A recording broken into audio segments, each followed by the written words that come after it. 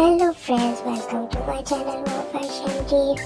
Friends, ये video बहुत ही मज़े की है क्योंकि इस वीडियो में आप क्रोशे की बनी हुई छोटी छोटी चीज़ों का डिज़ाइन देखेंगे, जैसा कि फ्लावर, हार्ट, बटरफ्लाई और भी बहुत से मज़े के डिज़ाइन हैं जो कि आप अपने बच्चों के गर्म सूट पर भी बनाकर लगा सकते हैं। इसके अलावा स्वेटर वगैरह के पर भी बनाकर लगा सकते हैं, जिससे वो और भी ज़्यादा खूबसूरत और दिलकश लगने लग जाएंगे।